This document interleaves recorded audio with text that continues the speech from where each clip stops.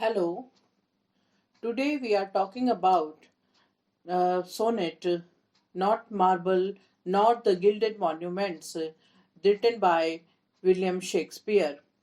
The poem Not Marble Nor the Gilded Monuments is written by William Shakespeare.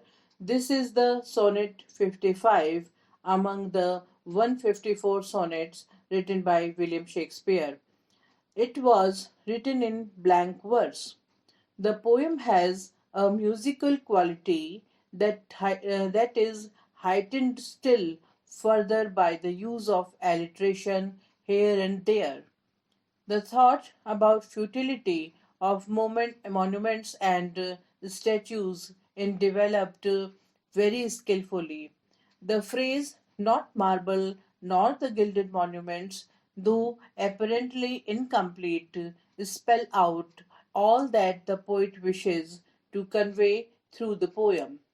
The coinage is self explanatory and it brings out the futility of statues and monuments, highlighting the essentiality of leading exemplary lives to leave behind an indelible impression on humanity. Hence, the chosen title is Apt One. The poet in the poem is highly impressed with the greatness of his friend and addresses this poem to him. Though this great man has not got any ornate statues and monuments built, the poet claims that the memory would outlive the rich and powerful that make a conscious effort to immortalize themselves. The passes of time and ravages of war would wipe out the monuments and statues got built by them. However, the living record of the memory of poet's friend and his noble deeds would not be obliterated from the pages of literature and hearts of the admirers. He will be remembered by posterity till the doomsday, when he would rise from the grave and God would reward him with a still higher status. Now we directly come to the theme of the poem. The sonnet 55, Not Marble Nor the Gilded Monuments, brings out the futility of statues and ornate monuments raised by the rich and powerful to immortalize themselves. The ravages of time on these monuments defeat them and rob their architects. The poem also brings out the poet's faith in his verse and its ability to outlive the transient monuments.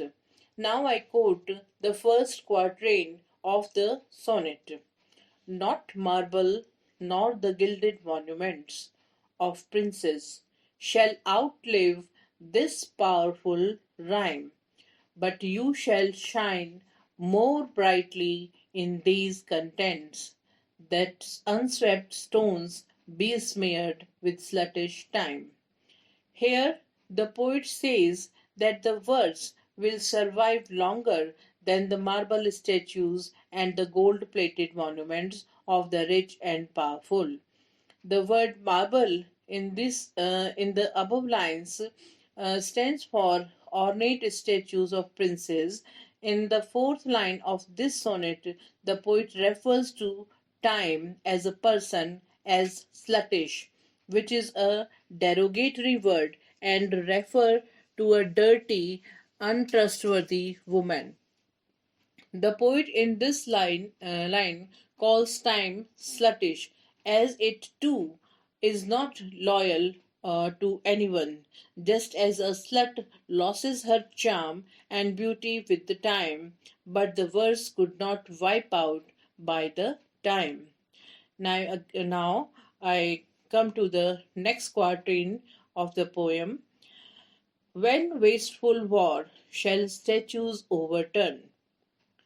I repeat this. When wasteful war shall statues overturn and broils root out the work of masonry, nor Mars sword, nor war's quick fire shall burn the living record of your memory, the living record of your memory. Here, the poet says that both the sword of God of war, which is Mars, and the destructive power of war and time would fail to fade your memory from the mind of the people. In these lines, the poet calls the war wasteful because the causes widespread death and destruction. The word your in the last line of the stanza stands for the poet's friend or the worthy man who lived a commendable life, while living record of your memory refers to the sonnet that the poet has written in the memory of his friend. It would outlive all the statues and monuments. Now we come to the third quatrain of the sonnet. Gainst death and all oblivious enmity shall you pace forth, your praise shall still roam, even in the eyes of all posterity that wear this word out to the ending doom. I repeat this quatrain. Gainst death and all oblivious enmity shall you pace forth, your praise shall still roam, even in the eyes of all posterity that wears this word out to the ending doom. In these lines, that despite death you would continue to be praised and would live in the memory of the people, even the generations to come would remember you, and thus you would live in people's mind till the doomsday. These lines are addressed to a worthy friend of the poet, and when poet says oblivious enmity, he means the enmity that makes one forget the value of life. Now we come to the couplet, the last two lines of the sonnet.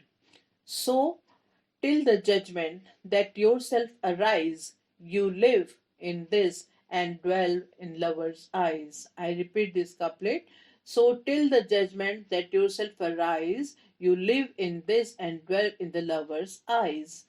Through these two lines, the poet says that on the day of judgment, you would arise with the rest of the soul from your grave. Till then, you will stay alive in the poet's work and in the hearts of the admirers. The use of the word this in the line you live in this stands for the poet's verse that would keep his friend alive till the doomsday. Here the poet tried to convey the message that the great piece of literature are immortal. Overall, the poem is Shakespearean sonnet having 14 lines made up of distinct quatrains and an end couplet. The rhyme scheme is AB AB CD CD EF EF GG. This full rhyme helps bind the sonnet together and keep tight hold on content. As closing remark, we can simply say that Sonnet 55, not marble nor the gilded monuments, opens our eyes to a great truth of life, that nothing in life is permanent. Immortality can only be achieved through literature. Often, successful people seek to immortalize their greatness and erecting statues and monuments for themselves.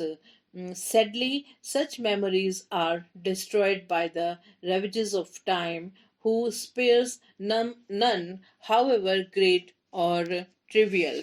The statues and monuments often are destroyed in wars, riots, etc., but noble thought and deeds never die out. The warmth of love and reverence of greatness in human heart continue to live forever. So the Sonnet 55 is really remarkable poem which established that a piece of literature A poem is immortal, nothing else is. Thank you.